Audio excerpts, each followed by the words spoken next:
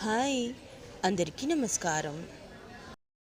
ప్రయాణం మొదలైన రోజు రాత్రి ఇది బుక్ ఇచ్చారు కదా శ్రీశ్రీది. అలా కాస్త చదివే ప్రయత్నం చేశాను. అండ్ బెంగళూరుకి రావడం అంటే అదేదో తెలియని ఆనందం. అదేదో ఇంటికి వెళ్తున్నామా అన్నట్టుగా అనిపించింది స్టేషన్ని చూడగానే. అయినా స్టేషన్లో ఒక కొత్తదనం కనబడుతుంది. కొత్తగా ఉన్న ర్యాంప్ ఫెసిలిటీ బాగా అనిపించింది. ఏది ఏమైనా ఎస్కలేటర్స్ మీద లగేజ్ పట్టుకెళ్ళడం కంటే, అంటే తీసుకెళ్ళడం కష్టమని కాదు, అక్కడ ఎండింగ్ పాయింట్లో నేరోగా ఉంటుంది.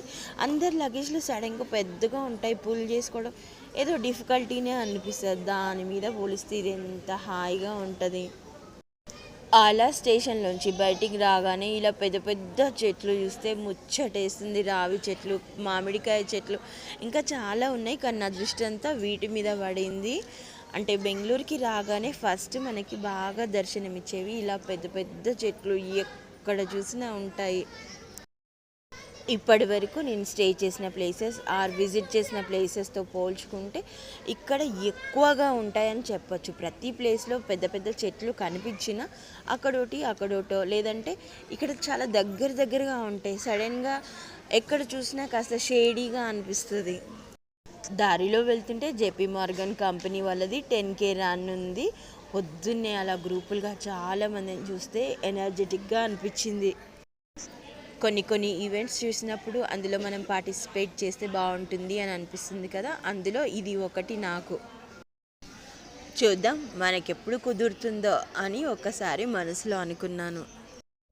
సో మొత్తానికి ఇలా శ్రీశ్రీ ఆశ్రమం చేరుకున్నాము. ఇప్పుడున్నన్ని కంఫర్ట్స్ లేకముందు ఎలా లీవ్ చేసామో అప్పుడు మనకి అన్ని పరిస్థితులు అలవాటయ్యి ఉంటాయి. కంఫర్ట్స్ అలవాటయ్యాక కొత్త పరిస్థితులు లేదు, పాత పరిచయమైన పరిస్థితులున్నా కొంచెం అడ్జస్ట్ అవ్వడానికి టైం పడుతుంది. ఆ ఎక్స్పీరియన్స్ ఈసారి మాకు డార్మెటరీలో లీవ్ చేయాల్సి రావడం, స్టే చేయడం ముందే తెలుసు. అయినా సరే తప్పదు. శివరాత్రికి చాలామంది వస్తారు. రూమ్స్ బుక్ చేసుకోవడం అంటే కష్టం. So we decided to stay with dormitory only.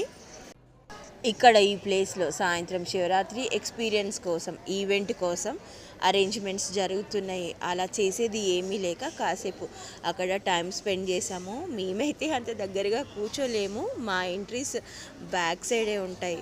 నేను తర్వాత వీడియోలో మా శివరాత్రి నైట్ ఎక్స్పీరియన్స్ పోస్ట్ చేస్తాను. మా శివరాత్రి ఎక్స్పీరియన్స్ని మీతో పంచుకోవడానికి నేను చాలా ఉత్సుకతతో ఉన్నాను. మీరు చూస్తూ ఉండండి.